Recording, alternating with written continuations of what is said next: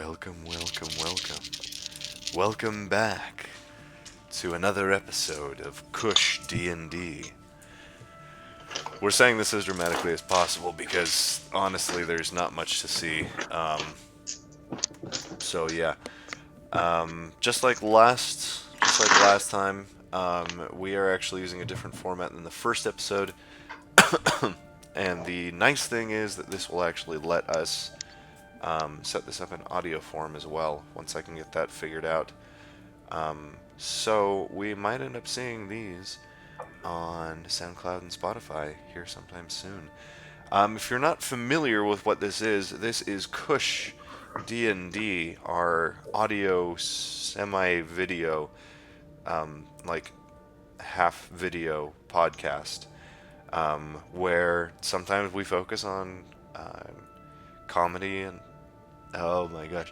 comedy and uplifting science with happiness. Whereas other times, we do dorky stuff like this, where we play D&D, and it's fun. So, yeah. We've got a new face with us this week. That is Braden. Braden, say hi. Hi. Okay, good job. Yeah, Braden couldn't join us last week. He was where were you last time we were doing this? I was across. I was actually down in LA. That's right. Yeah. You got back like what was it? Like 9, 10, 11 Something like that, and then I had to run a couple of errands after that, so I didn't really make it home until 10. Yep. But so Braden's going to be joining us for this session, and it's going to be a good one. Joining us as well, and those of you who are watching this, the video version, if we have this figured out in audio, you can already see who's kind of here. So we have the one, the only, the Alex. Hello, my lovely followers. We also have the James. What? Oh, that's me. And then James and... Oh, hey look, it's actual James. And then James and Kara are actually in the same place. It's a little bit easier that way. That way we don't have to, like, figure out a complex way to use two different computers. See, everyone say hi, Kara. Hi, Kara. Hi, Kara. Hi, Kara. Yo, Kara, I'm a rebel, so I'm not gonna say hi, I'm gonna say hello. Screw you! Get out of here! That's We don't need your knock it time. off. That's Just not something say a hi, rebel I would say do. That's hello. something a gentleman would do. You're a gentleman, Josh. Also, we have Josh. Josh is here. If you are being overwhelmed with an inexplicable sense of jealousy, it is because brownies just came out of the oven. Oof. Yeah, I can feel that now. And then, I already went over Braden, and then myself, MK. I'm currently in Texas when we are filming this, or I guess recording this. It's like 10 times more humid here, and I love everything about it. It's also really stormy outside, so that's a good time. So if there's like a random explosion in the background, it's probably not a civil war, although to be fair, it is Texas, so you never know. The South will rise again, Bless you. but not too quickly Sorry because about of Brits. And demonetized. You Even though we weren't monetized. I was gonna say, you thought we were monetized. That's funny. You guys So were we don't getting have to worry paid? about that. Um, Besides, we don't have to worry about insulting Texas. this is fair. Braden's actually going to Texas in September, so That'll be fun. yeah, it'll be a good And time. part of Louisiana. Yeah, your mission is... How much of Louisiana is it? Is it like It almost- actually... It's still a few miles away from Lafayette that I know of, but Lafayette. it takes up almost half of my mission area, which is really interesting. Is it half of Louisiana? No, it's not half of Louisiana, Oh, okay. because, I mean, that would be quite a bit. You're not wrong. But of course, there's still more of Texas, because everything's bigger there, including the territory Yeah. that I'll be serving. So the ironic thing was, so Braden is a huge fan of like the Wild West, the Old West, all that jazz, and just like Texan culture. And he actually earlier this year was running it is the best, my personal favorite D&D campaign that I've ever played. He was running a Wild West esque themed D&D campaign set in a world that was basically just the Old West, and it was a continent shaped like Texas, and it was called the Westerlands. And oh my gosh, that campaign was awesome. Anyway, so after all this goes down, he gets his mission call, and he opens it up, and it's Houston, Texas, and I'm talking to him over FaceTime. That's what it was. And I'm just like, dude, we should have seen this coming.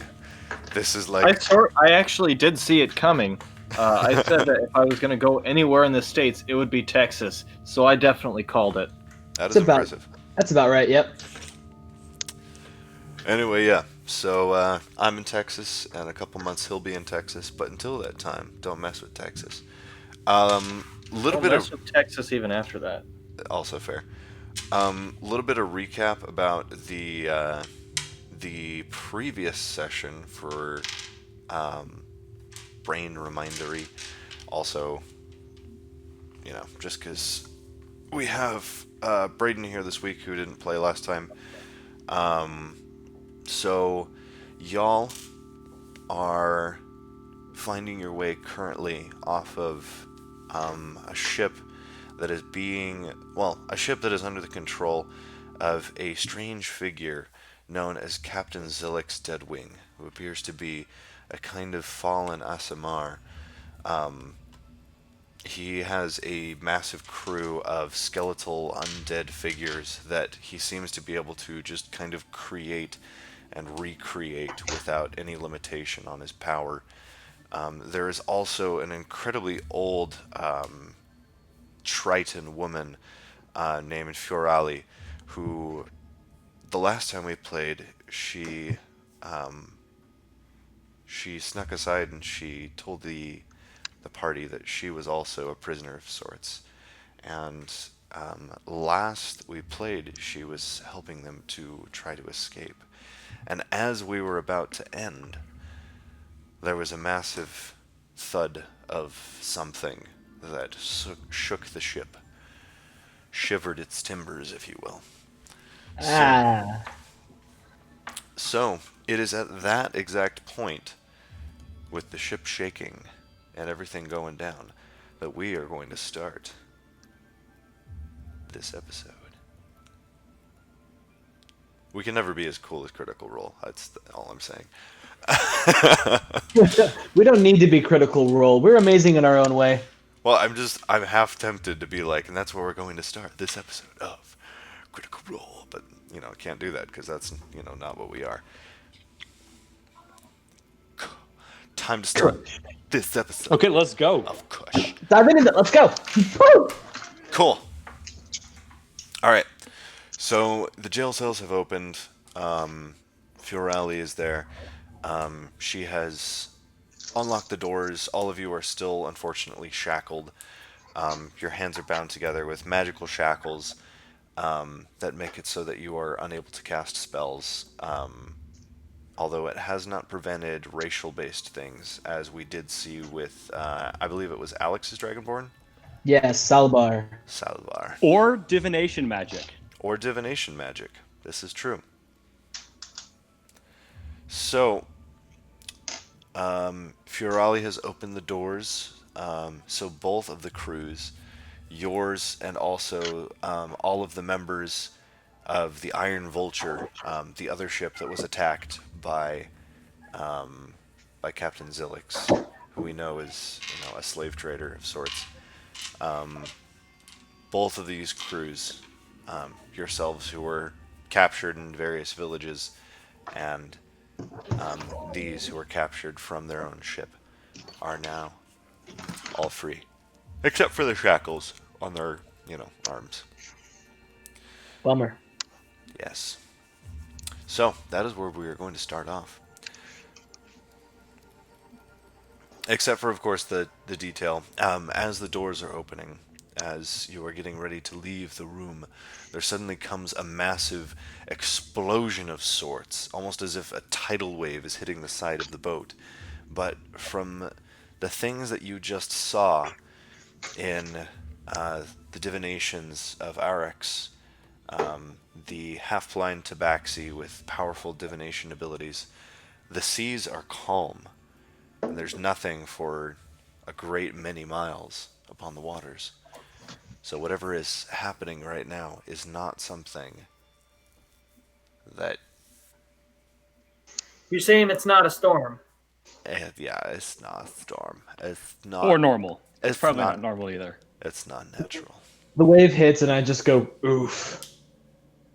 There we go. Okay, roll for oofitude. 1! Ha! You let out a very, a high-pitched oof. Proper. Yes, you create the Roblox oof. What can I say? I'm a pioneer. Anyway. Canon we're- right here. Invention of the Roblox oof. So we're still shackled, but we're walking outside. So the shackles were never connected to anything on the ground, right? Correct. Okay. I just wait for everyone else to exit because I'm still brooding. I brood. Okay, we're following the Triton woman out, right? Yes. So she opens up the door, and as the wall of water hits, as the shaking of the ship happens to go down, she kind of stumbles against the wall and, kind of balances herself. She turns to the rest of you.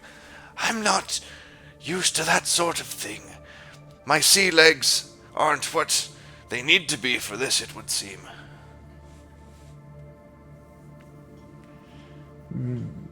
Wait, Rip. so this wasn't part of the escape plan? Part of the escape plan?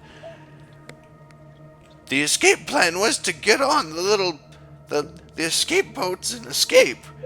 This... I don't know what this is. Could this have been possibly created by the wizard? The wizard? Or the evil guy, whatever his name is? I don't know what he is. The captain? Yeah, that dude. Big jerk. His powers are vast. I've never seen him display elemental abilities.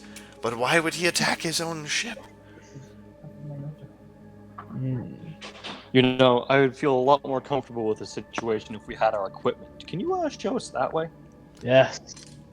Riptide, the water genasi, she kind of, storms to the front of the group, right up to the Triton woman.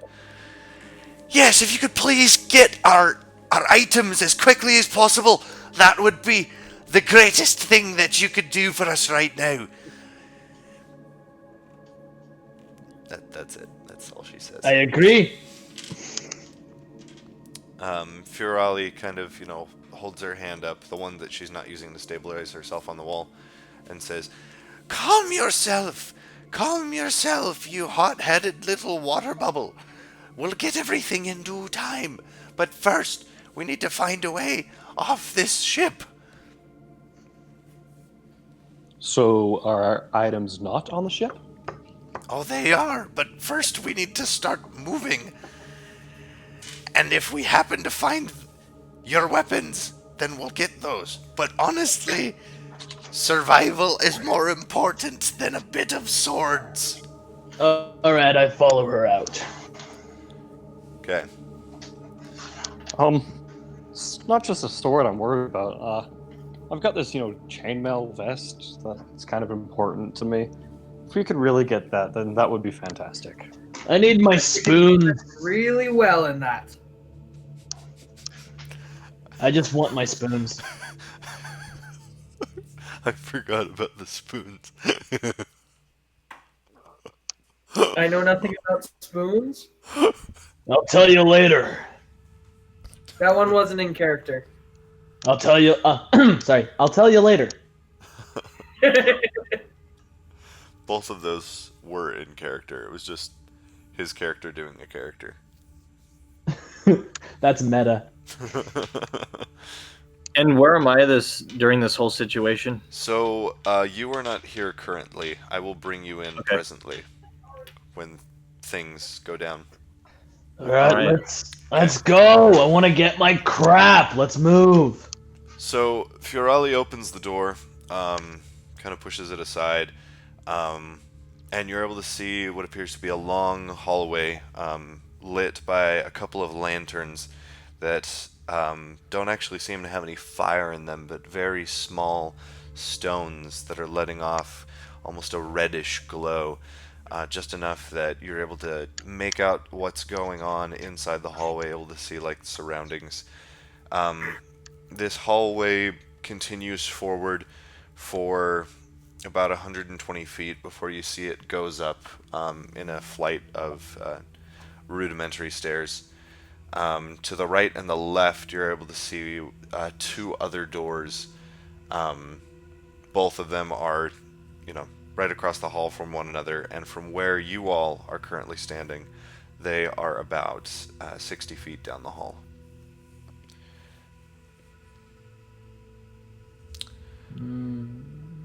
So, Fiorali. Let's rapidly waddle over in that direction. Are our legs manacled too? Because I thought it was just our arms. Just the arms. No, it's just sort of that awkward shuffle where, you're trying to be stealthy, but you're trying to be really quick at the same time. I don't think you want me trying to be stealthy. Alex, when you say this, Firearms, the Warforged, he kind of claps you on the shoulder, and he says, or he kind of growls at you, "You couldn't be stealthy if you were trying to sneak up on a barn!" That's a pretty good one. I turn to him and I look him straight in the eyes and just nod. That's all I do. I just nod. Okay, cool. He's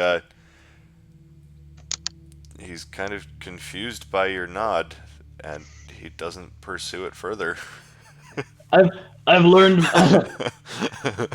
I turn away and just mutter, "I've learned my lesson." How loud do you mutter? Not too loud. Just kind of like, "I've learned my lesson." He possibly could hear it. Probably could. Can I hear roll to perceive that? Yeah, go for it.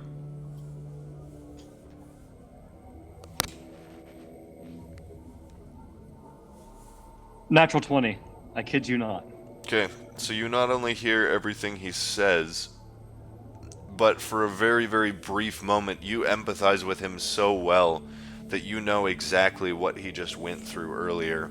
I mean, you were there and you did see it earlier, but now you basically almost get this sensation like you experienced it yourself, and a single. Do you want me to take 5 points of damage too? Is that what you're trying to say? No. No, you do not take 5 points of damage, but you do have a deeper sense of respect and compassion for him.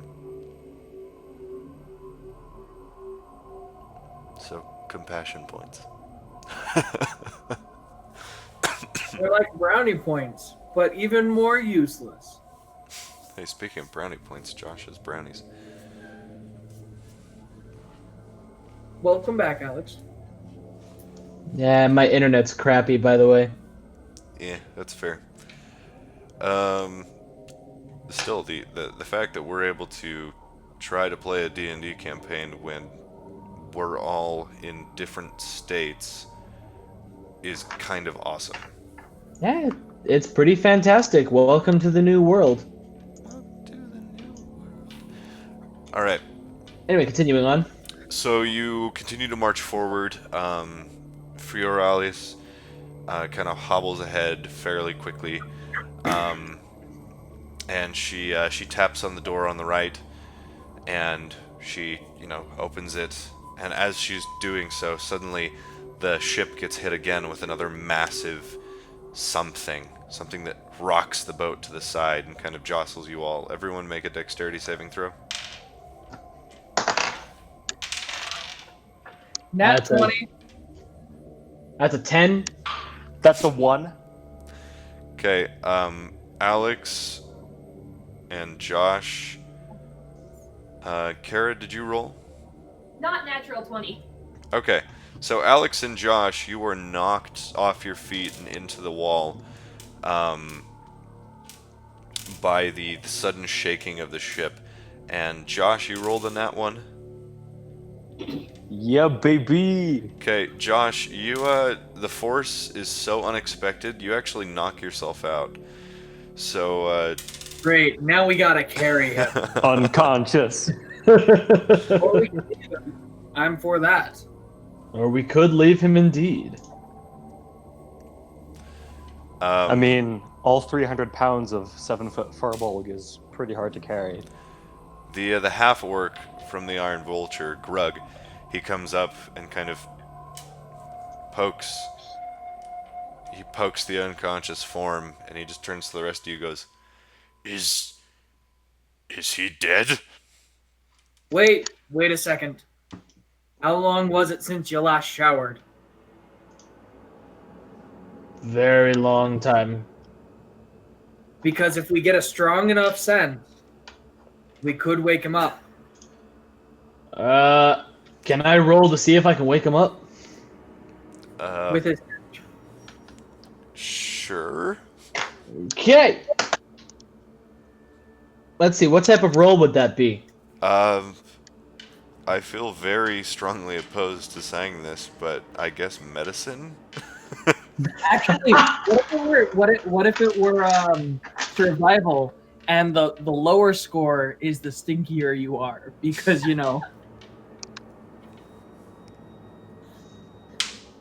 Okay, if it's survival, I rolled a 15. So that means you're pretty clean. If it's medicine, I rolled a 15. Yeah, I'm gonna go for medicine because I'm entertained by this idea. So you're basically using your own natural sweats as smelling salts. I just put my pit right over his nose, and I'm just like, give it a whiff, boy. Okay, Josh, make a Constitution saving throw, I guess. is it better if he fails or succeeds? I don't know. Not natural 20. Okay, yeah, that works out well. So Josh, the scent awakens you and brings you, back to the realm of the conscious. But Oh my goodness, what is that? That's my man scent. Sniff it. Ah! Get that out! Ah! Mmm. Baby, you know you love it. Grug kind of leans forward and helps you, or tries to help you up off the floor.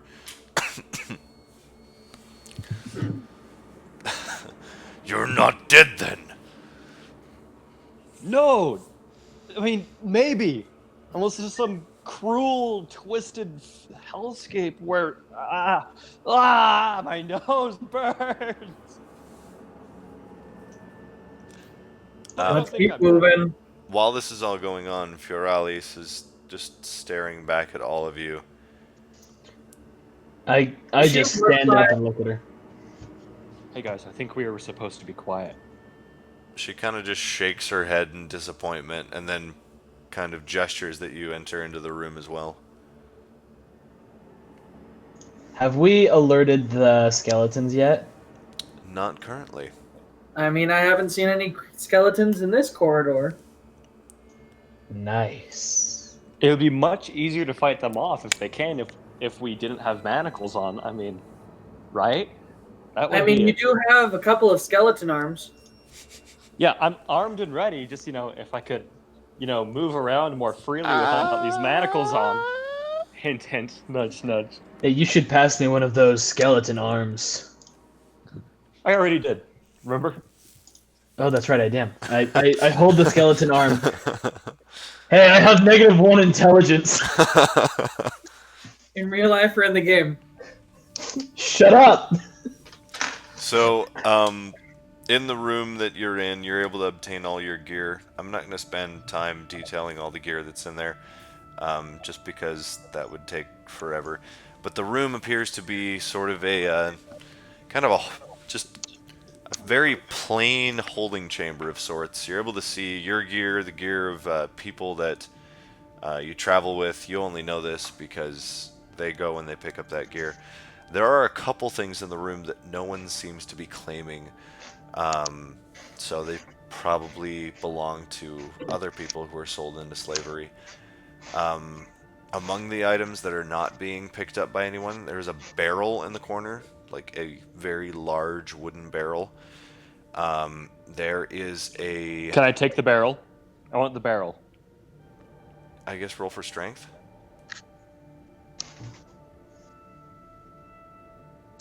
14.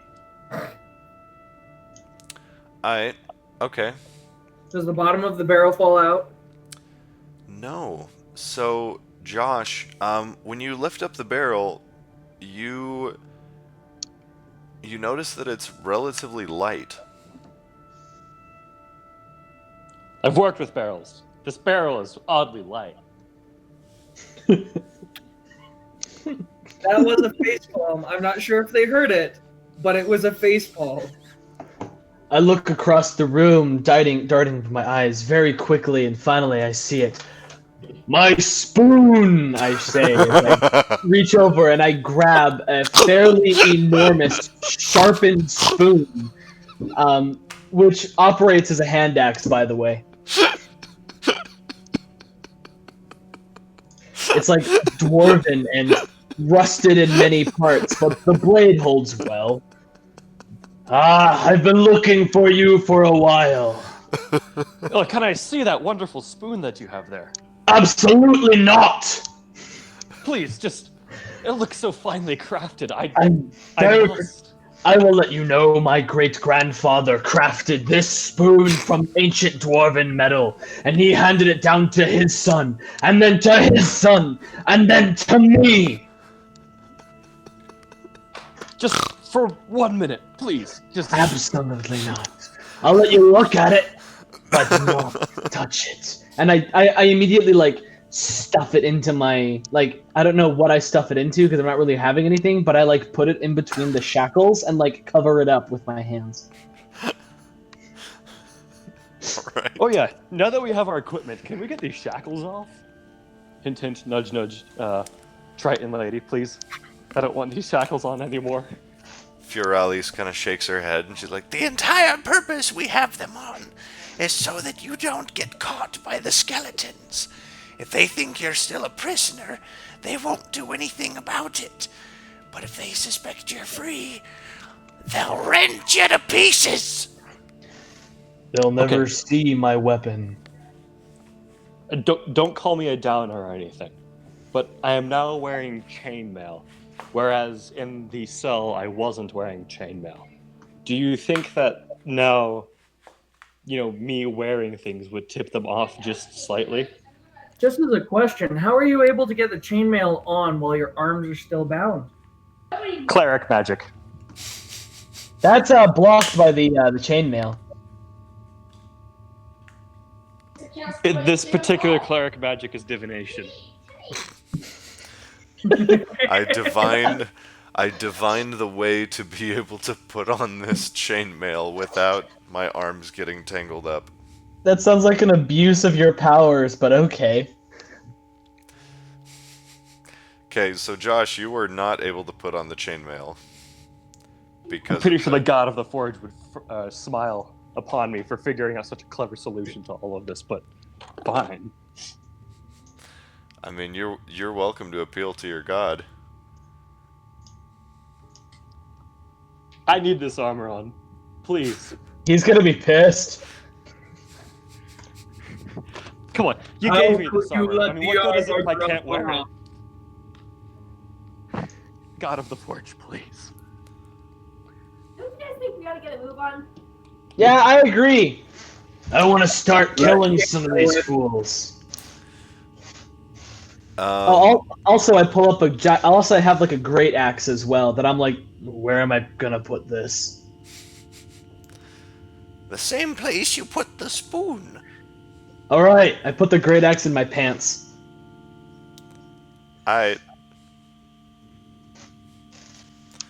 No one can tell the difference. Anyway, so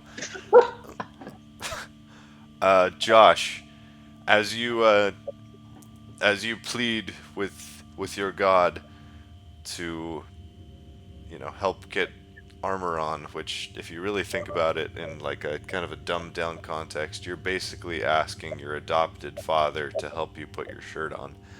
I hope it works. My adopted father was really nice. It's true, he is a chaotic good. I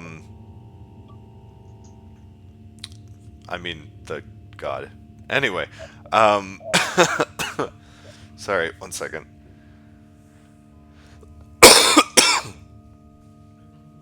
Yeah, just a cough. Yeah, as you make this plea, you see for a brief moment the symbol of your god. Three bits of flame that are tied together into a single swirling flame, all encompassed by what appears to be an archway. That flashes for a brief moment over the center of your manacles, and the chains between them melt apart. He's the best. So I put on my. So you still have manacles on your wrists, but the chains between them are broken. I put on my chain shirt, and I'm going to keep these manacles on. I mean, my God blessed me.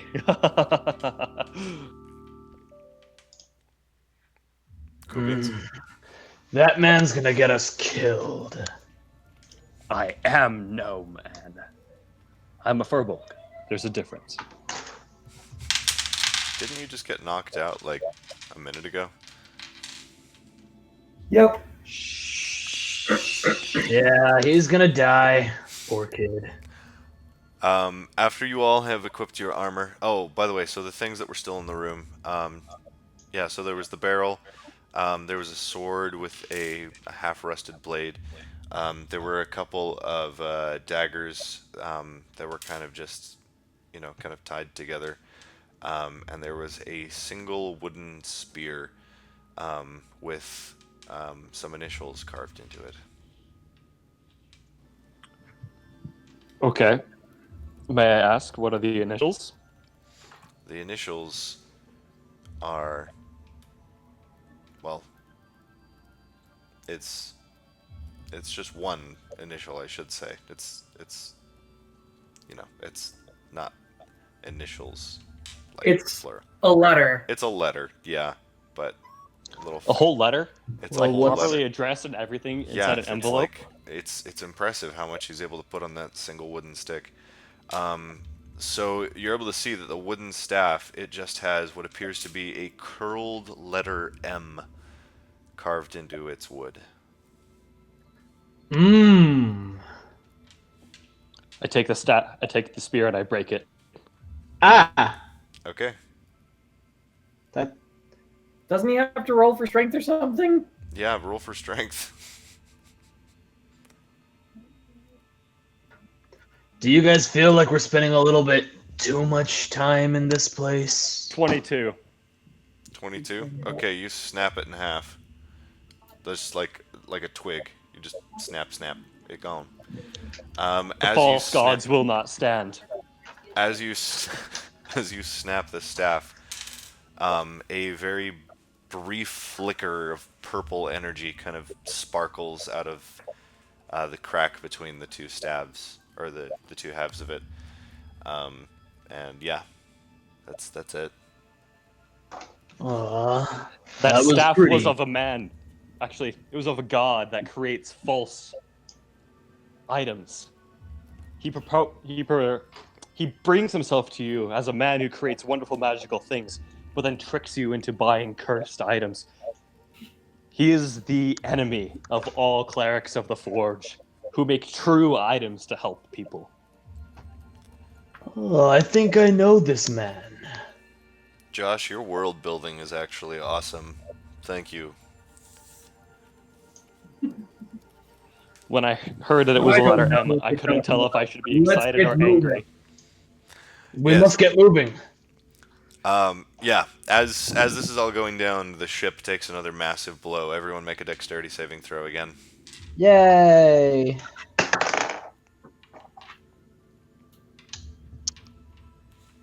Better this 14. time. 16. 12. Okay. Kara, would you roll? Not natural 20 again. That's impressive. Okay, Somehow. so Alex, you kind of get jostled. You fall to the floor. Not like super bad, but you're knocked off your feet. Everyone else, you mostly manage to stay up. However, this time you are also able to see a delightful little thing. Part of the hull of the ship gets cracked and ripped apart. And so now there's streams of water that are slowly filling up the room that you're standing in. Can I cast A mending? good time to get out of here. Can I Yeah, cast mending on the crack? actually, yeah, you could. Is it that small? Well, there's multiple. I'm Okay. gonna seal up some of the tiny cracks. Okay. How many do you want to seal up? There's about 12. 4. 4. Okay. So that takes you about half a minute to do. So you spend 30 seconds fixing 4 of the cracks. The water keeps rising the entire time, but you know, good job. I'm gonna move towards the door of the room. Okay, yeah. Do we really care if the ship sinks or not, as long as we get off it first? Well, we're not currently off it, and And part of that's because you stopped to fix the boat. Plan B is to stay on the boat. Better to live as slaves than dead. But let's just keep it going. moving. I mosey on forward to the front of the line, just pushing my way past people. Sorry, excuse me, don't want to die. Yeah, so in the time that you spent down there trying to fix up the holes, Fioralis and the other members of the Iron Vulture, they already have left the room and they've started ascending the stairs. So Josh, you were in the back. Kara is in the front, still behind the other members of the Iron Vulture.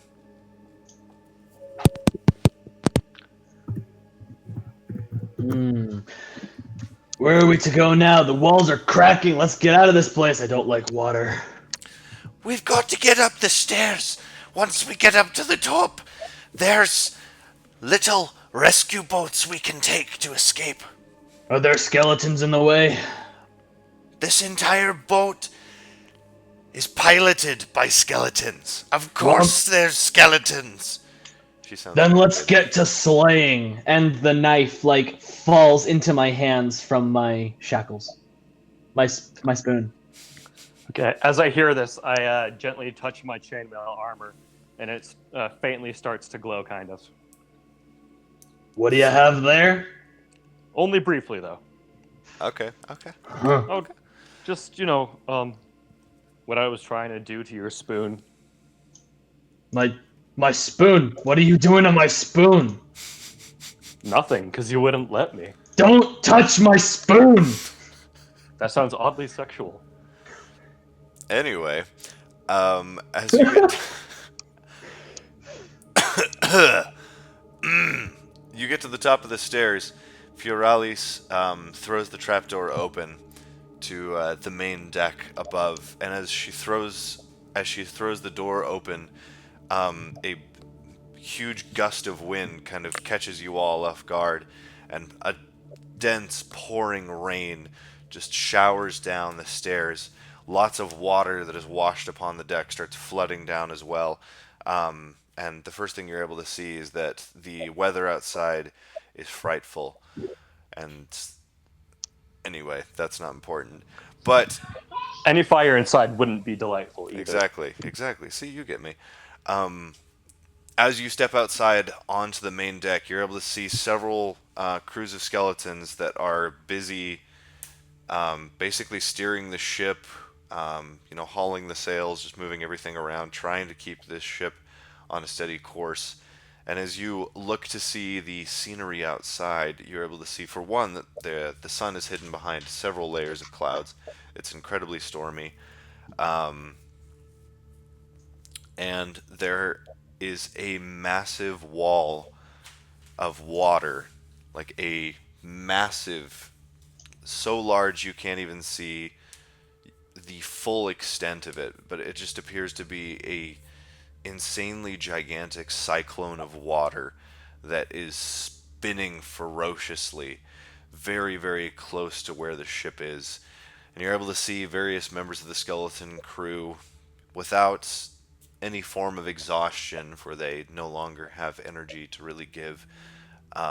These skeleton members of the crew are doing everything they can to steer the ship.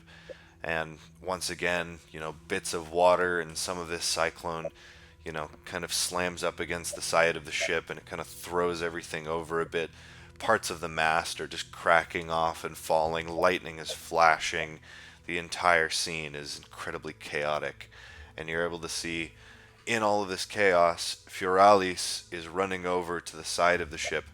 And you're able to see what appear to be like rescue boats, not rescue boats, Lifeboats? lifeboats. Yeah, No, that doesn't sound right either. no, that's not it. Rowboats. Basically. Yeah, you're able to see a couple of rowboats that are tethered to the side, and she is, helping some of the members of the Iron Vulture to get in one. And she's, trying to keep her balance as the wind is blowing. Skeletons are falling over. Y'all are almost falling over. The wind is howling, blowing, screaming with an unnatural force. Something about it does not seem entirely like it belongs in this world. Mm. And Fioralis helps most of them to be able to get into the boat. Um, the exception being Riptide, who can't fit into the rowboat that everyone else is in, so he's going to have to get in yours as well.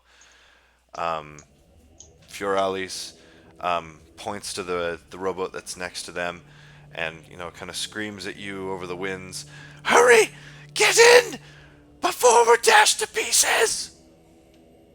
I'm gonna get in. Sounds like a plan. Yeah, I'm where Let- they're supposed I will also get in if that was not clear. Right, you hop in the boat, and as you are getting into the rowboat, you're able to see. Well, sorry. As you are getting into the rowboat, suddenly a massive shadow begins looming over the deck of the ship, and as you turn, you see that the walls of this cyclone, these massive walls of water and these gigantic waves, are beginning to bear down on the ship closer than ever before. And as they draw even closer, you hear a scream, something unintelligible from Fioralis. You can't make out what she says over the course of the wind, but as you look at her, she snaps her fingers, and all of your manacles fall off onto the ground. And an instant after this happens, suddenly the wave hits the entire ship, submerging it, and everything goes black. Not for me, because I am big. Can I grab some of the manacles? Yeah, sure. I kind of want to keep the ones that were broken in half. And actually, I want to keep all of them. Is that okay? On our boat, there are only 1, 2, 3, 4, and the broken ones. I would like those. All right. Wait. So it goes black, right? So now we can't see anything. Yeah, Like, you all have been basically swallowed up by the ocean and swirled about in this cyclone. So, that leads us out of the origin and into the first part of our adventure. Yay! We made it out of the frying pan, and now we're in the Woot fire. woot. Out of the frying pan and into the fryer. Let's go, guys.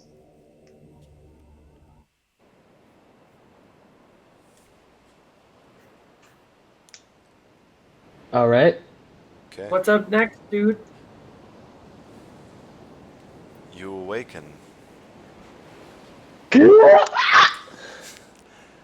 You awaken on what appears to be the shores of an island. Around you, all of you are together on this island, by the way, Including Riptide? I including mean, not Riptide. Riptide. Firearms? Or was it Riptide? It was Riptide. Okay. My However, spoon. Where's my spoon? it's only you guys, your boat. You see no signs of Fioralis or any of the other members of the Iron Vulture. Remind me again, because Riptide and Ocean Breeze were half siblings. Yes.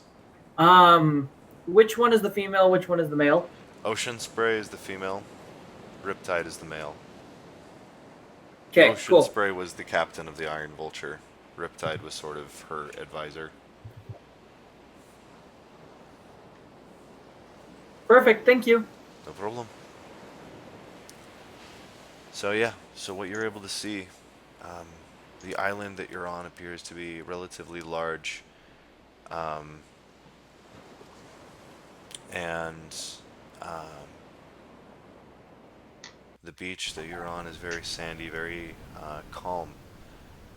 All around you, you're able to see bits and pieces of the rowboat that you were in, and even what appear to be chunks of the ship that you were held captive in. Just bits and pieces of wood are strewn about everywhere. All of you are Any bones? a couple bones, not a lot.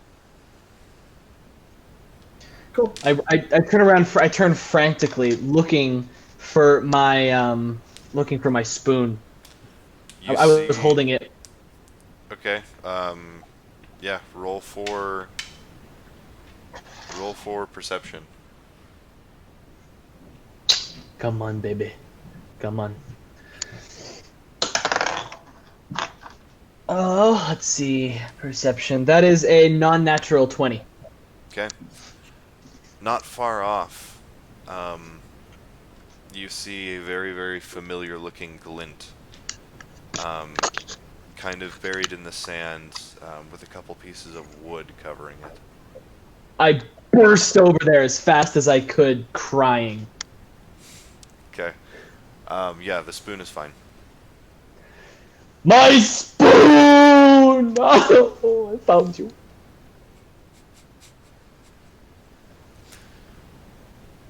Cool. Yeah, I so liked it. Um, so we're on a beach. Is there a forest nearby the beach? Or is it just like a really, really big beach that goes pretty deep? so Yeah, what kind of beach are we on? Is this like a tropical beach, or yes, is so this like this is a Black tropical sand? island that you're on. What? Black Sand Beach? No, actually white sand. and it is sand, not rocks, right? It is sand. The beach stretches out very far. From where you're standing, you probably estimate that this part of the beach, until it curves around the sides of the island so you can't see it anymore, you estimate that in total there's probably about a mile of it. Um, so it's pretty big. As you go about 200 feet from where the waves stop on the beach, the sands slowly give way to tropical jungle.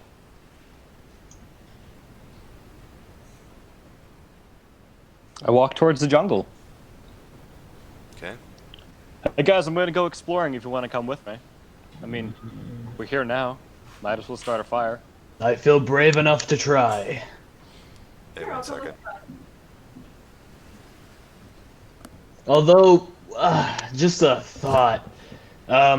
Shouldn't we maybe stick along the shoreline? Maybe there's a rescue boat somewhere or another ship we could flag down. That is a possibility. Would you rather explore the the jungle, or do you want to go around the beach? I feel After like after some, the storm, there's a pretty low chance of anyone else being out here. you make a solid point. Let's go into the jungle. I have no idea. MK. Jungle it is. Yeah. How are we sure that the storm wasn't sent specifically to target that Is ship? this your first session? Maybe there was another boat Nice. that was there causing the storm. I don't know, man. Have you ever seen water get thrown up like that? It certainly looks like a storm to me.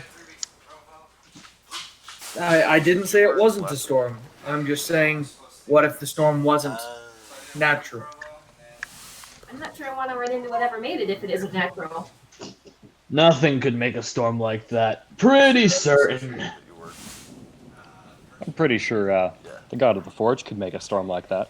I'm pretty sure the God of the Forge couldn't wield a weapon like this. Holds up the magic spoon. 2A Not magic. Probably, Just he probably made that. and 5B. I turn to look at you, and I don't say anything. I just look you dead in the eyes and establish my dominance right on the ground. Yeah. Hey, it's a compliment. It's a really nice spoon. Hey. I'm saying the God of the Forge himself could have made it. Again, establishing dominance. I'm not saying anything. Moving on. Let's start exploring the jungle, though. I'm sorry. California, kind of, but I haven't lived Yes, there for I like will 5 dive years, headfirst into the so jungle. Logan. As a question, really quickly, Yeah. does this, from what we see of the island, does it seem very round or more oblong?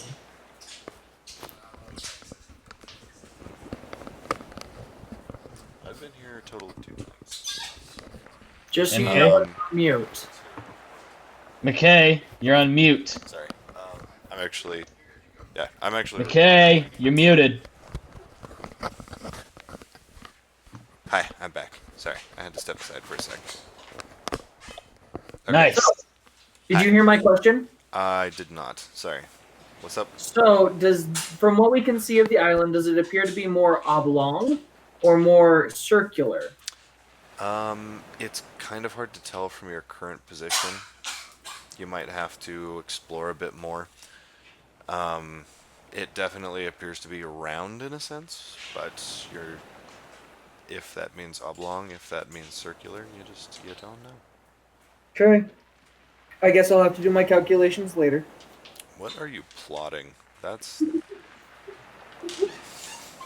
I mean, if I can find the terrifying. exact size of the island, it means that we can map it out easier. This is true. So, as you look out from the sands across the rest of the ocean, there are a couple details you should be able to notice. Far off in the distance, you're able to see the hazy outlines, possibly obscured by the shifting of the seas, of what appear to be other islands as well. And then even further off, where an open horizon would normally be, you were able to see what appears to be, in every direction, a swirling cyclone of water. From what it appears, the island and the islands that you are on are actually inside that cyclone that you saw earlier. Well, this complicates escaping, but no matter. I walk into the jungle. Okay, what is everyone else doing? I'm following him. Yeah, for lack of a better option, I'm gonna follow Josh. Alright, solid. Okay. You begin your walk into the jungle. Walk into the jungle. I got a big ass spoon. So, as you're walking into the jungle,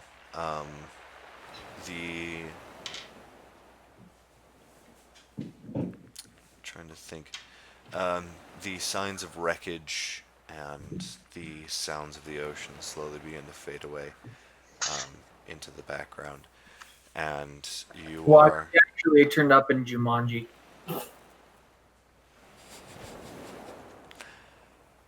Huh. That was the frustrated laugh of a DM who just had his campaign revealed to everyone. No, that was more along the lines of like I didn't even realize that was a parallel. Okay, continue, MK. I apologize for derailing. No, you're fine. Sorry, I need to pause that and start this. That's not jungle music.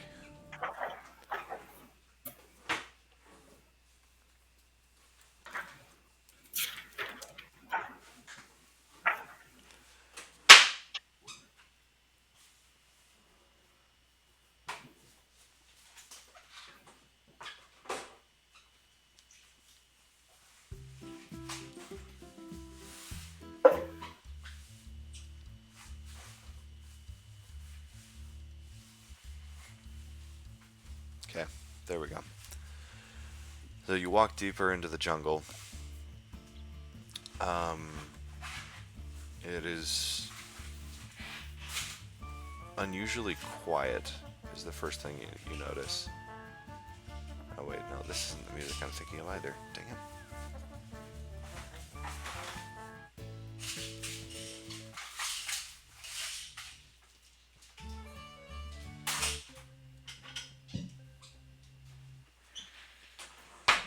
There we go.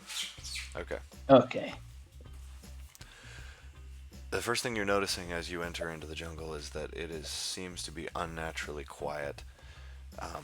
There's very little chirping of insects, no cawing of birds, or really any other sounds of animal life that you would normally see in this kind of environment. It's quiet and calm, but not in a relaxing way. It feels almost unnatural and unholy.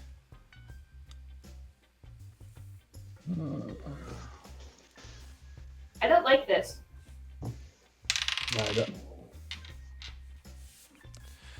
don't. What's everyone's passive perception? I don't like this at all. Plus, wait, hold up. Mine sits at 12. 14. 16.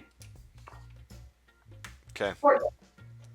So Glad to see I'm the least wise of everyone.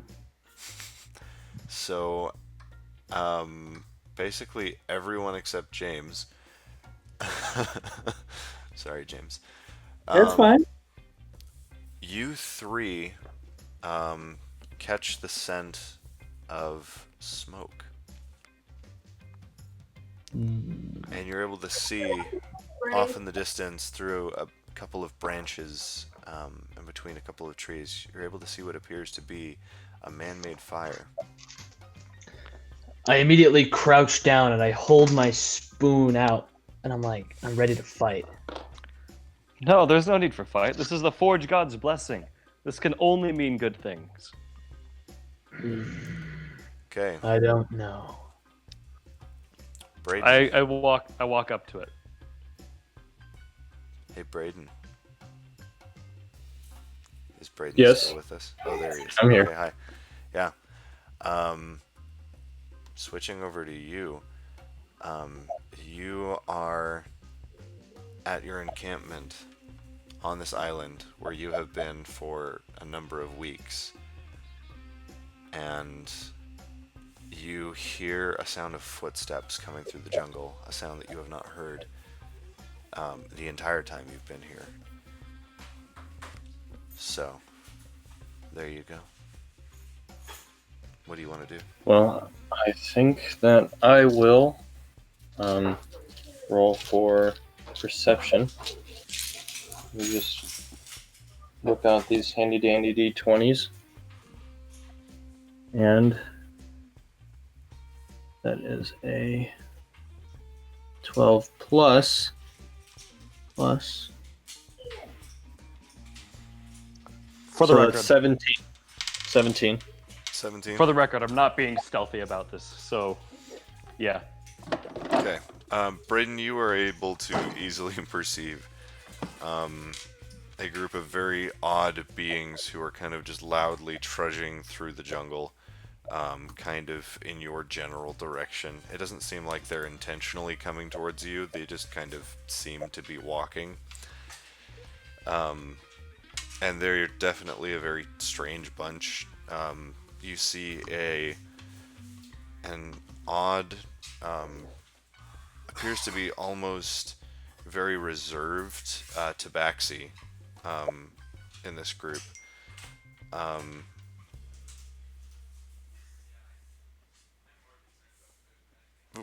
Sorry. Yeah, so you see sort of a strange, reserved-looking tabaxi. You see Alex, you're a dwarf, right? No, Dragonborn. I'm a dragonborn in this camp. Dragonborn, that's right. You see a very sociopathic-looking dragonborn who's holding a spoon out, like a sharpened spoon, out like at arm's length in front of him, as if it were like some powerful holy weapon. Um, oh my goodness, it's only been 2 weeks and I'm already forgetting what everyone was. Okay, James, what are you? I'm very human looking. Oh yeah, that's right.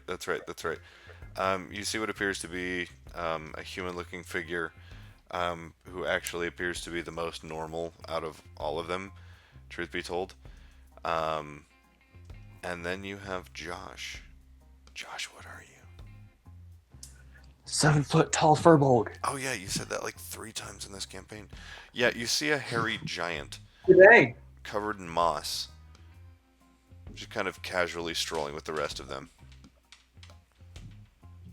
Well, since I haven't seen people in quite a while, I will attempt to hide. What is the modifier for that? Just stealth. Stealth? Yeah, it's a stealth modifier, Okay. which is dexterity based. Alright. Let me check on this, because I think I... Yes, so I have a 21. You rolled a 21. Yes. Non-natural. So that Nothing natural about 21. that beats and destroys everyone else's passive perception. So you disappear almost like effortlessly into the jungle. The rest of you, including Riptide, walk up and you see this small encampment. There appears to be sort of a hut, like a lean-to, that's been built out of different jungle leaves and some branches and things. There's also a fire that seems like it was built very recently. Over the fire, you're able to see what appears to be a spit. On the spit, you're able to see what appears to be a strange, like, gummy-like paste that has many, many, many insects, very large bugs, that are kind of stuck in it, and they're roasting.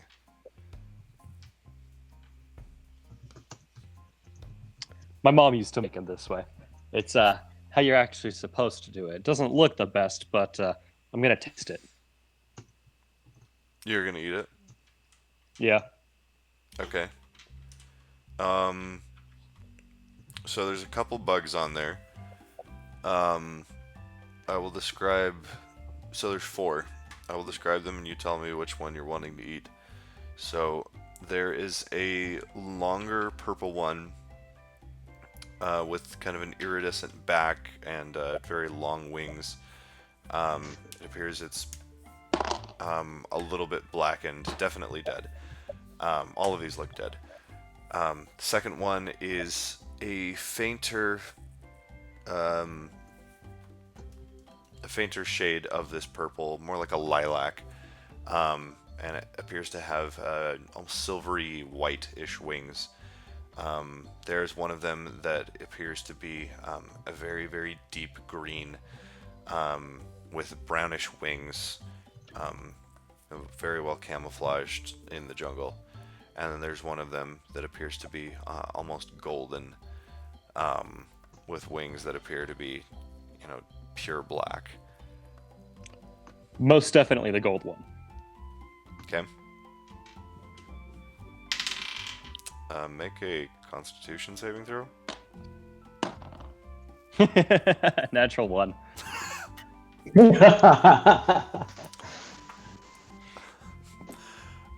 So Braden, Plus modifiers, that would be a 4, but yeah, natural one.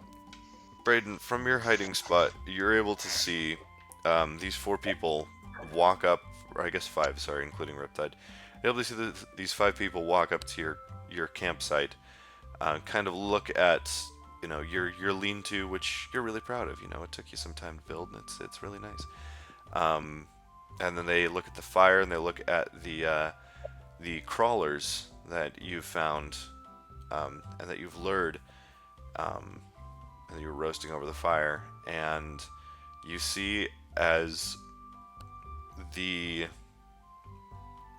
big hairy one kind of leans down and pulls off the golden crawler, and you know, it kind of sticks a little bit. I was to just the... going for a taste. I wasn't going for the entire thing. You know, I want to be respectful. Okay. Just a leg or two, maybe. Yeah. Okay. So yeah. So he kind of pulls it off the gummy paste that, you know, was holding it to this bit, and you know, and he bites off of like half of it, and you, as someone who's been living in this jungle for a number of weeks now, you're very familiar that, you know, this type of crawler is, you know, basically incredibly deadly unless it has been cooked to the point of blackening, at which point it is actually incredibly delicious. I wonder how he found that out. Did he come with other people? The world will never know. Actually, probably we will, but It's a secret. So everyone? All right. So, upon seeing this, I think what I will do, not what I think, but what I will do, is I'll come from my hiding spot and I'll start sort of waving my hands at him, yelling at him. No, that's not what you do with that at all. What the devil are you doing?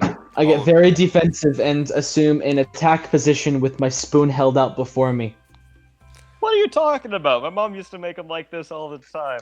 If you want to die, then put it- keep on eating it. It should not be eaten until it's blackened. I put it down.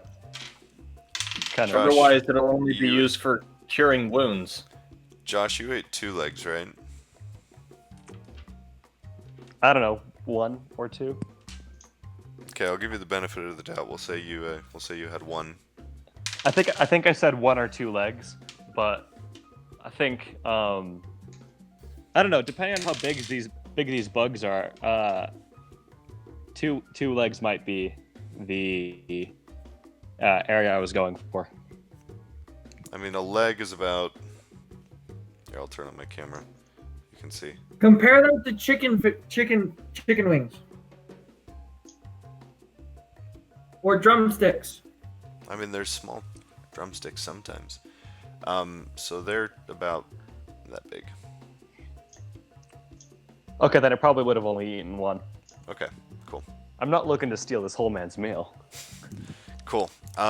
What's your HP? Please don't do anything more than 11. Okay, you're lucky. So it's 10.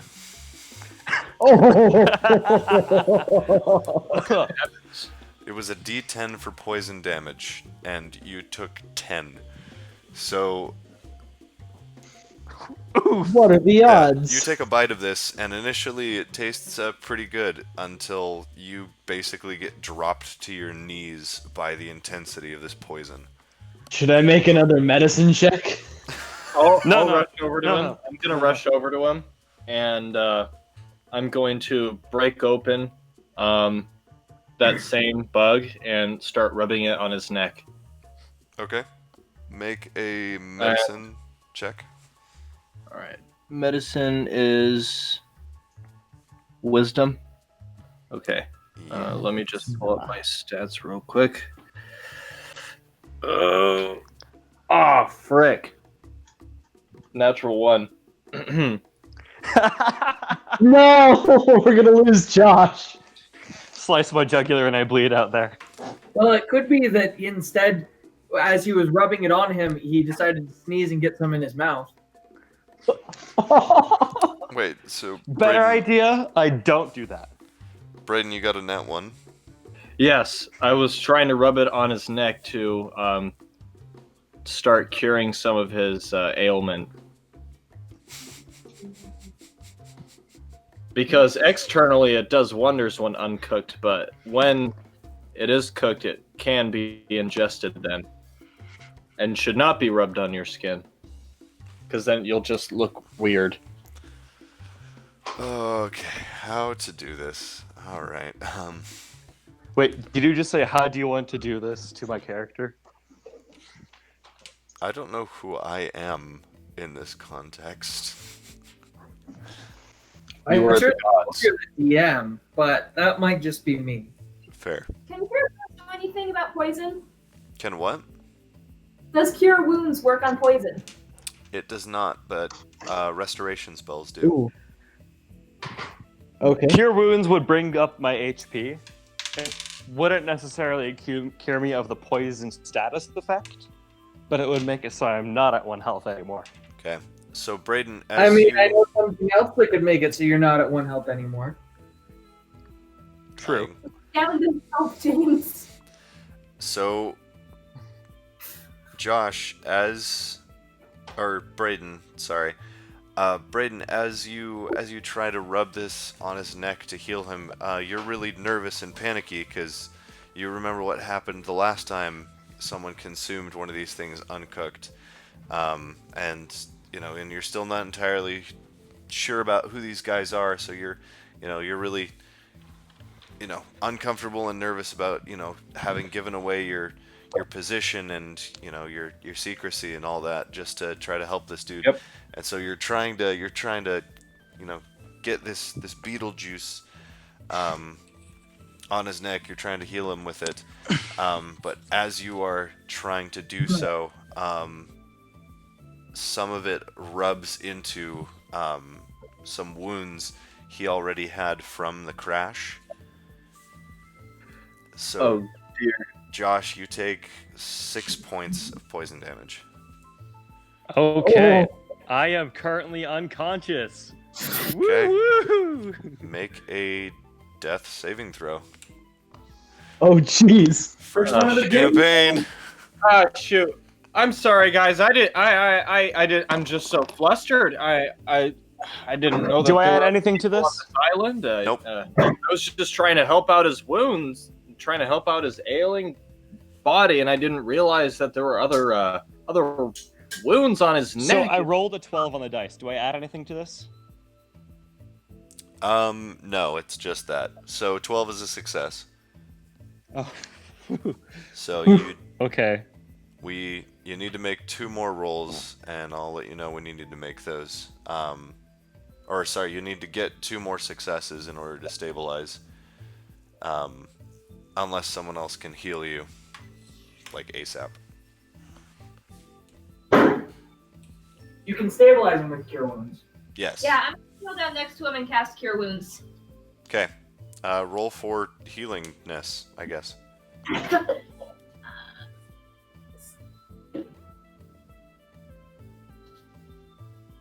So if I'm stabilized, that means I don't have to make any more death saving throws, right? Correct. Good. Cure Wounds, it's not a variable thing, right? I just get healed a little bit? Yep.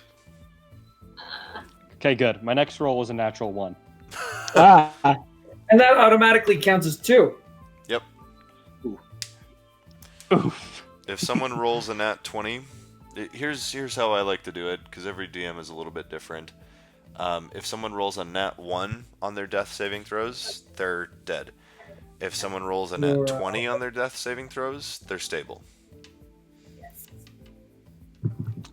Oof. I'm Okay. figuring out how to work the spell, and I just You're Someone good. do something. What's your Awesome. charisma modifier? Yes. You get 11 back. Dang! Full HP! Modifier.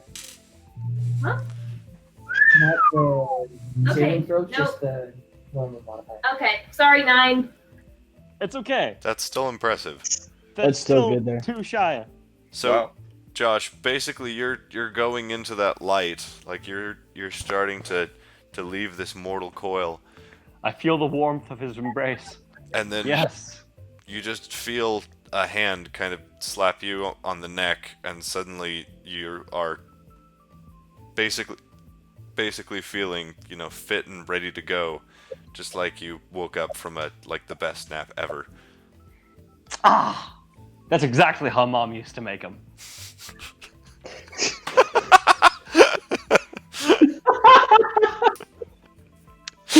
Nice. I worry for your childhood and any siblings you may have. Okay, look, I was raised in the woods by a mother who wasn't An exactly... abusive one? No, she just didn't know the difference between a poisonous mushroom and a not poisonous mushroom. Well, you should, since you're a furbolg. Look, not all of us are super wise. Well, that's just common knowledge if you're living out in the woods. Common knowledge! We normally just ask the mushrooms, and sometimes they'll say yes, and sometimes they just won't say I'm anything. sorry, what? Yeah. You ask the mushrooms? Can't you? You just walk Uh, over to them and... No, I cannot talk to plants. I'm gonna walk over to the nearest tree and be like, hey, how's your day? Mushrooms aren't and great, using my but I beast guess you don't of, really care about that. or- So, as a furbolg, I have an ability called Speech of Beast and Leaf, and I can actually talk to animals and plants, and they can understand my words. Solid. But As do one they- does. So I'm just gonna Back strike up. up a conversation with this tree. Does that Talk include fungi? MK? Hmm? Does that include fungi? For all intents and purposes, I'm going to say yes. It makes sense because it's plants and animals. So I would concur on that. That makes just general sense. Thank you. The mushrooms were pranking us this entire time. Okay, so we've established that in my world, mushrooms prank people. All right. Anyway, so you talk to a tree. What do you say to the tree? Just, the usual. How's the day been? Weird weather we're having, right? I mean, how long have you been here? So if I remember the spell correctly, when plants So it's not a spell. It's a race feature. Yeah, And they can't actually communicate back, but sometimes I can just sense an answer, or depending on how you want to do this, they can communicate back in a limited manner, like very limited manner. It's not like the spell. Okay. I'm sorry. Is your friend here mad or something? I'm not really catching on here. I don't Josh. really get why he's talking to a tree. I don't think he made a full recovery. None of us know. Josh, in a very, very brief flash, you feel as if several trees, as if the spirit of the forest itself whispers to you very quickly and quietly, "Don't trust the brimstone." Well, frick. Hey guys, just wanted to give you a heads up. This place is definitely cursed. There is something on this island, and we are probably going to die. So, yeah, How do you the know tree that? just told me that. Well, I could have told you that. I feel most alive when rapidly approaching my death. Okay. Hey, thanks, tree. Not only is your furbolg friend here senile, but so is the dragonborn. I'm We not always really knew sure they what to were make of the bunch of you. unhinged. Then again, Well, most members are. Well, let's just make one thing clear right now and right here. I'm a force for good. And if there is a place full of brimstone, it may not be my destiny, but I certainly believe that it is my purpose, and I was brought here to cleanse this island of said brimstone. So I'm going to head deeper into the jungle. The Forge God I'm gonna follow. has called me to this mission, and I will be back. Okay. I'm gonna ask the new guy what his name is, because I did not catch that. Yeah, Oh, what's yeah. his name? I'm Yorick, by the way. What's yours? Oh, Saxit Lay. Sax. Saxit. Lovely to meet All you. right. Pleasure. Cleansing the earth is fun. Follow me. I'm sorry. Why would you want to go further into the jungle? I've had a couple of other people here with me, and they've never returned. Is there a Twig reason? break. Is there a reason we Refresh. shouldn't go inside the jungle? Well, I'm not entirely sure. Everything here has been rather cryptic, but He also just said that some of the people who have been here have never returned. they haven't. So I don't know what to make of it. They said that they would forage for food deeper in because, everything's denser there, so there's more berries, different things that could possibly be there. I'm not sure. I didn't take the trip down there. I had the feeling that I wouldn't come back just like them. It's been who knows how long. I've lost count of how many days I've been here. You know what? That's a good sense of intuition you've got. There's definitely something dangerous in this forest. But this time it'll be different. We've got the Forge God's blessing on our side. Okay. Not sure how that works. Josh, I'm giving you 1 point of inspiration because you are definitely playing to your character.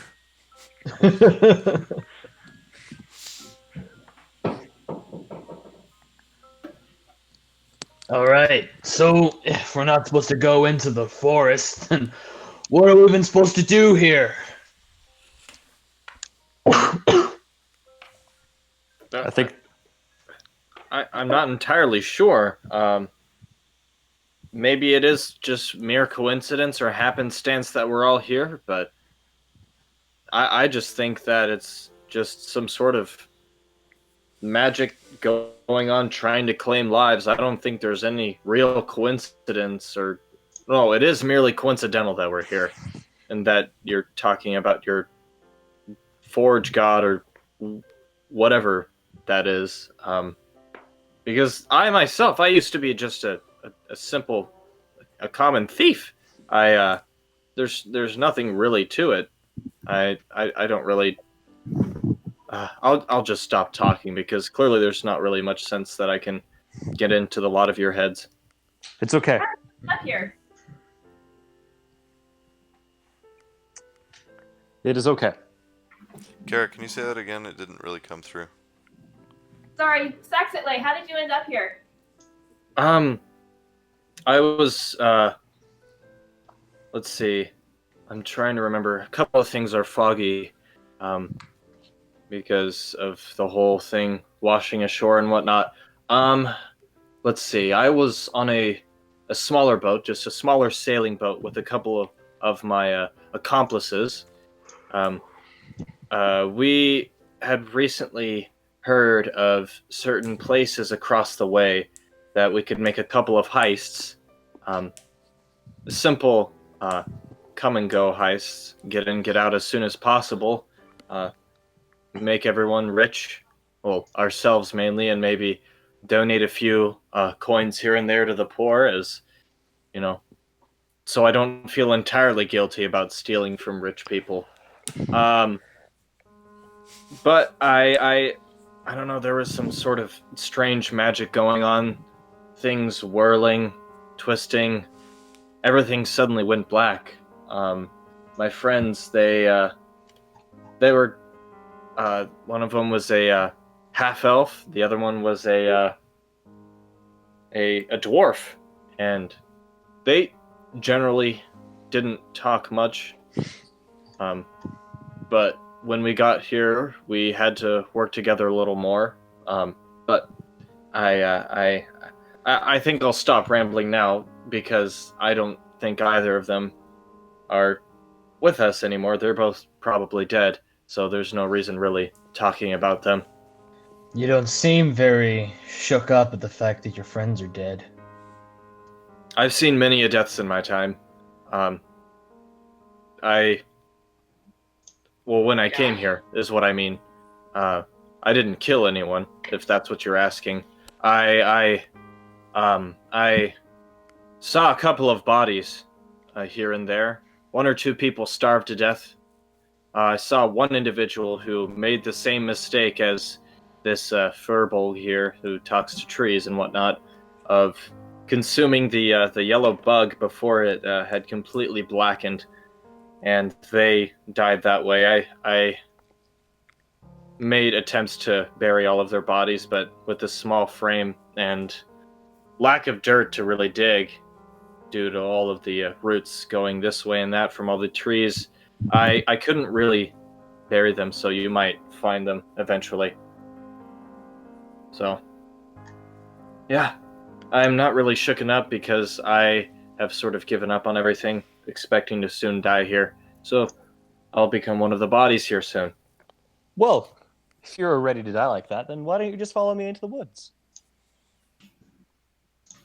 It is good to Surprisingly, I recognize that agree. Because in some cases I do fear the unknown. I do fear unknown deaths. If I do know how I'm going to die, then that's a different story. Well, then we need to stand up as men and face our future. And I point my sharpened knife deeper into the woods. We must adventure on, for glory awaits us at the end of our journey. I happen to agree with him. Okay. Did your companions go off into the forest alone? They went one by one, yes. So First, it was the half elf. He was a little frustrated that we were stuck here, and so he said he was going to go deeper in to find food. And then the dwarf went to go look for him and also look for food. Neither of them have returned, and that was 2 days ago. Well, if it makes you feel any better, they probably aren't dead, because the abyss has probably consumed them, and they're probably being tortured for all eternity. That doesn't really make it any more comforting. You have a point. I am sorry. if we all go together, there might be a difference. Not that I want your company. Not only a difference, we could make a difference. It's at this point that Riptide, who's been staying mostly quiet this entire time, Riptide. kind of steps forward and speaks up. There are unanswered mysteries on these islands. If I remember correctly, there's a very vague passage of... There's a very vague passage of mythology touching on a place known as the Leviathan Vortex. If this truly is this place, then whatever lies deeper within the jungle could be something not entirely natural. So perhaps your friends are dead, or perhaps they're just in another state of being. Because if what I read about the Leviathan Vortex is correct, many things that do not exist in the outside world are natives of this unnatural place. So you're saying we could gain knowledge and glory on this adventure? The only thing that I would really be interested in is Getting out of here? getting out of here, and if there are a couple of coins that I could pick up, maybe I could settle down and not really focus on stealing for a while. Just sort of get my mind clear of a few things. Sort of try and figure out my life. I'm still young for a halfling. So, given my background with the sea, what have I heard about the Leviathan Vortex? So the Or Leviathan, something the Leviathan vortex to you is about the same as, oh, what's a good example? The Bermuda Triangle? No, it's even less believable, less supported than the Bermuda Triangle. It's similar. it's an incredibly obscure, rare piece of myth. Just something that's kind of tossed around very infrequently, but So it's something more along the lines of a myth that gets passed around children, but parents always discredit it. basically, yeah. Like there's, and to date, there's really nothing recorded about the Leviathan vortex. Just the mysteries about it, and it's said to be an unnatural place where essentially twisted imaginings become reality. Okay. Cool. I can't decide if this means go deeper or turn back now. I'm voting for go deeper. I mean, if there's anything heard about this place, then that means someone had to have escaped it at one point, even if it was hundreds of thousands of years ago. I say, let's go in, let's make it back, and let's have a tale we can tell to everybody. I This- Let agree. this all be. I'm no longer getting Jumanji vibes from this. It's more Journey to the Center of the Earth. Also You mean fair. to the center of the earth, to the great core, the great forge, the lair of the forge god? So what you're I saying say we is, must go. what you're saying is you're still getting Dwayne the Rock Johnson vibes. Well, to be honest, I always think of the first Jumanji movie, but yeah, that makes sense. Wait, no, he was in the second movie for both of those. Exactly. Yes. Both of which took place in a jungle setting, one of which was an island.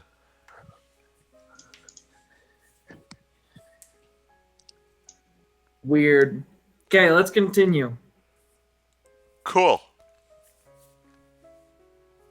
If Dwayne The Rock Johnson can do it, then my character certainly can't. Sweet. All right. So, what do you wish to do? Let us all press on. Let's in the go. work of the forge. No, get out of here. The forge is useless. May his warmth bring us light. No. As we make a new sword. With Yeah, let's head deeper into the forest as a group. Okay. I'm singing holy songs as we trudge through the woods. As this is all going down, Riptide is making notations in sort of a pocket notebook, which is, by this point, it's relatively dried out. That's one other thing I should note, is that y'all were mostly dry when you woke up, so you know that you were lying on that beach for at least an hour or so. Can we tell by the position of the sun if it's the same day?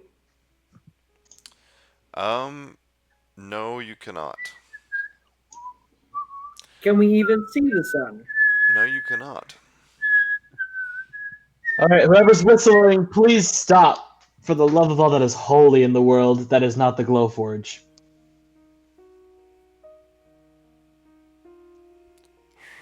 I can't whistle. Can I'm gonna roll perception to see where the light is emanating from, because it's light enough to see. Yeah, it appears to be daytime. I got a 15. 15. It's not hard to find. It seems like the light itself is shining from the inside of the vortex. Good to know. Ah, a false forge in the sky. Even more reason to delve deeper. I can't argue with that. See, what you guys don't seem to understand is that the god of the forge has two main forges, one in the sky and then one deep in the earth. The one deep in the earth is where he crafts all his weapons so that the mortals of this realm may receive gifts from him. And the forge in the sky is where he creates all of the weapons for the gods, all the different gods. See, the gods come to him with a project, and I'm just explaining and rambling as we're walking through these woods, various tenets of being a cleric of the forge. I'm sorry. And- Is he always like this? I wouldn't know. I just met him. But if it continues, I don't know what I'm going to do. And you see, the god Mofongo is the great deceiver of all clerics of the forge. See, he creates these trinkets that are always cursed, and he distributes them among mortals, trying to pass them off as great magical items, which we all know that isn't true by any stretch of the imagination. And so, as a cleric of the forge, it is my sworn duty to destroy all the magical items that he has distributed through the earth. I'd hate to interrupt your rambling there, but Oh, thank you. I will my- keep on going then. no, I would like to, but Oh. I would hate to. It's a mix, but Oh, I sort of believe you are incorrect about the situation of Mofongo. He's not really a bad person per se. I've met him a couple of times.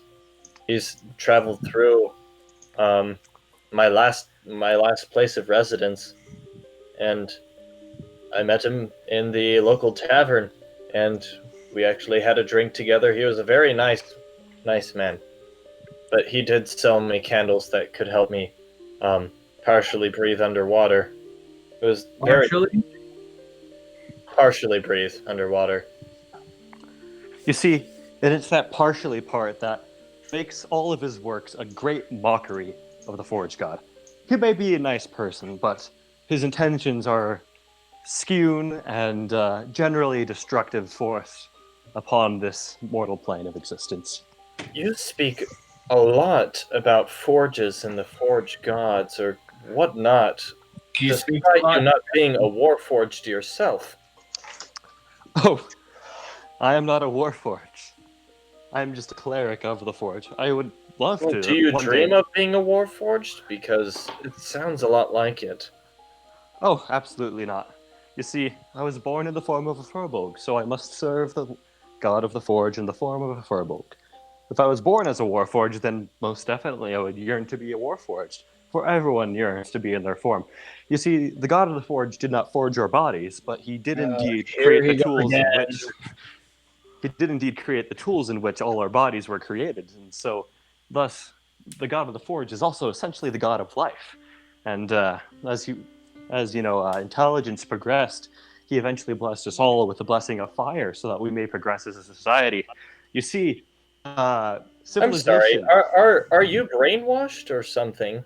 Oh, most Because definitely not. I'm just you enlightened. speak exactly like the way a brainwashed warforged would speak. I've never met one, but this is exactly how I would imagine it would speak. Kara. It's okay. Hey, Kara. Yes.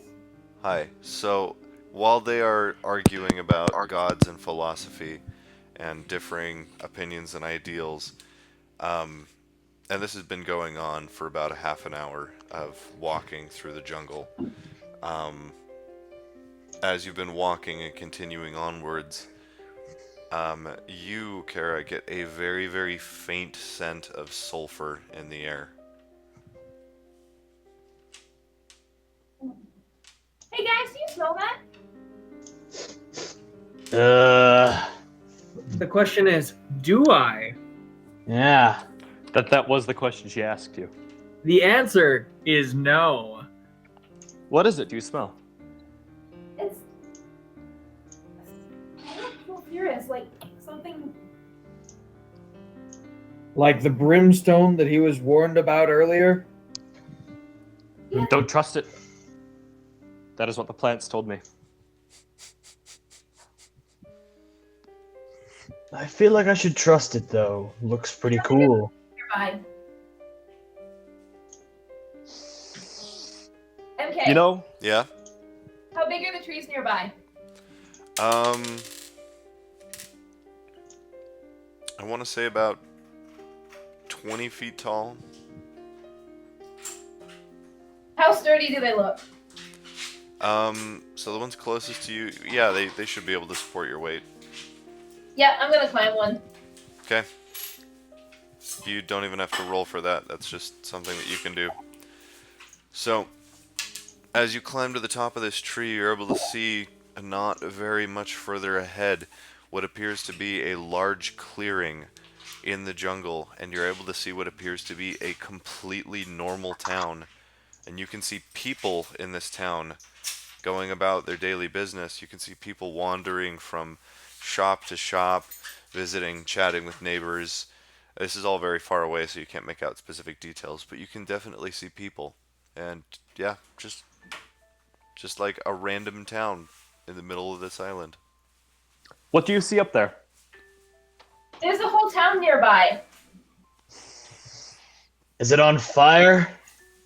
No, weirdly enough, it looks completely normal. Emphasis on weirdly enough.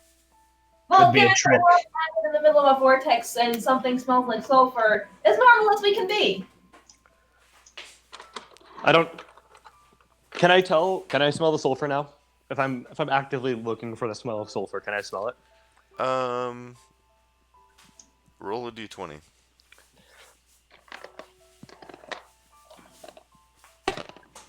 19. Yes, you can. Is it coming from that direction? Yes, it's incredibly faint, but it does seem to be coming from that direction. Okay. Well, if there's a town up ahead, maybe that's the reason why your friends never came back. But why wouldn't his friends come back to get him? I don't understand. Are these? We're only fleeting acquaintances, so it would possibly make sense, but we were. It's still. Nothing of this makes any sense to me. I don't think something's right here. I happen to agree. Do we go towards it? If this is the source of the corruption, we might as well root it out where it begins. So I'm gonna look around and see if I can find either of my accomplices. Is that a perception check? Do you walk into the town? Yes. Yeah, so as you walk into the town, you see a couple of figures that come up to you. Not just the two who wandered into the town, but you also see those you saw die from starvation. And they all come running up to you.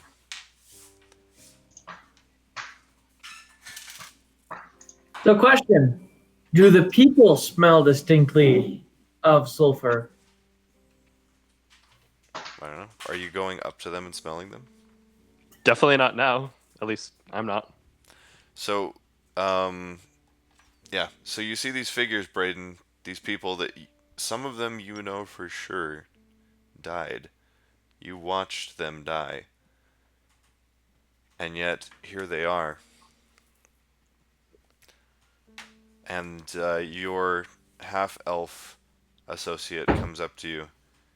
And he smiles somewhat and says, Saxit, finally you made it. Made it? I thought you and Stormreich were dead. Everyone kind of laughs a little bit. And I saw the lot of you. I saw all of of you, either dead or dying. I buried you, and I point at one of them in the crowd, and with a sort of shaking finger because I'm just absolutely dumbfounded by this whole thing, and I don't really understand what's going on here. Why in the name of Hades is there even a village in the middle of this jungle? I don't even. I The can't even. half elf kind of steps forward and kind of puts a stabilizing hand on your shoulder and says, "Oh, you still haven't come to grips with it yet, have you?" Come to grips with what? Saxit, remember how we crashed? Remember how we got here on this island? Saxit, you're dead. We're all dead. We're No, just now coming to grips with it. that doesn't make any sense. We all came here on this island alive. With some of these people I see, they were dead. We had a hard time How- accepting it. We had a hard time accepting it too, but the truth is, we're all dead here. You, he gestures to the rest of you. All of you. Then how to explain to me how these people came back to life, or figuratively back to life, because I saw them dead. And I never remember actually dying. I remember waking up, seeing bodies, and burying them. I never remember losing my own life. The half-elf kind of chuckles. The jungle is a metaphor for denial, for disbelief. When you leave the jungle, it means you are coming to grips with your own reality, your own mortality. You saw us die because we were coming to grips with it as well. But once we realized that that was the end, that we had been dead all along, that's when we wound up here. We came here because we felt it and we knew it. That is about the worst metaphor I've ever heard. It Well- makes no sense whatsoever. None of this makes any sense. I am not taking another step into this village until I know exactly what's going on. Not out of your mouth, but of someone who may know more about this situation than you do. You don't look right in the head. None of you look right. None of this. And what the devil is that smell? He kind of laughs. Saxlet, accept it or not, you are all dead, and these are the gates of Elysium. And that's where we're gonna stop. Ah, Dang. frick, that's a twist and a half. I desire to bash something in the head or burn it. I want Or- to stab. Wait, I want to stab myself in the hand to see if I'm actually dead. We'll do that next week. It'll take about a week for you to actually stab yourself with your spoon. I'm coming, guys. It's And like by next, you mean in 2 weeks, right? yes, with recording dates and all that jazz. Nice. Oh man, Let's see. dude, Wow, MK. Yo, That's a twist. Okay, quick question. What does inspiration point actually do? oh yeah, inspiration means you can re-roll any roll once. Oh, nice. Yeah, so you get one free re-roll. Oh, so I get like one free advantage. Yeah, basically. Better because I can re-roll a d20 rather than. That's nice. So I Yeah. take it that none of you actually caught on to what my name actually is? I Wait, heard say- Saxit Lay. Saxit Lay. Backwards is Texas, y'all. Frick! No. Well, that we did say he had a thing for Texas. I do have a thing for Texas. Not in a weird way. All right. No, totally in a weird way. Hey, MK, I'm Yo. really sorry that I just on the spot came up with a whole bunch of lore for the God No, of the that's Forge. perfect, dude. That's how a lot of this world building is developed and has been developed. It's just kind of different things people say, and it all kind of comes together. And I certainly hope that spear wasn't important to the campaign because No, no. The thing I thought you guys were gonna pick up was the barrel, actually. The barrel? Yeah, the barrel had an extra dimensional space inside. We did pick up the barrel. Yep. But Yep. you didn't look inside the barrel. Josh Nope. started. An extra dimensional space inside. What? so it was like a bag of holding in a Darn barrel. it. Yeah, it was a barrel of holding. Oh. You Ah, could have brought that with you. I could have. Coulda, shoulda, woulda. Anyway, Oh well. it all works out well. You could have fit me in there. I'm looking forward to finding something eventually. Oh yes, trust me, it's gonna be a good time. But I'm enjoying all these little twists. I've prepared. I'm mentally ready. The blessings of the Forge will fall upon my enemies swiftly. So I did actually have a question on a similar subject to that, MK. Yeah. How does leveling work in your D&D campaigns? Oh yes. So for this campaign, I'm going to do milestone based. So basically, at the right time, probably after defeating a boss or something like that, or something cool. That's when you guys will level. Dude. Okay. Awesome. Yep. Yeah. So you guys will probably level up by the end of next session. Ooh, Yes. that's ominous. Just saying. Ah, I well, thank you guys so much. thank Yes, you. thank you. And for those of you who are listening at home, I'll be honest, sometimes I kind of forget that we're actually recording this thing. But yeah, for those of you who are listening at home, we hope you enjoyed this second episode. And because we do not have... Wait, Alex, do you have a guitar on hand? I do. Yes, I do. We're over here. Yeah. Can you play us out? Yeah, absolutely. Here. Just, we got this, right?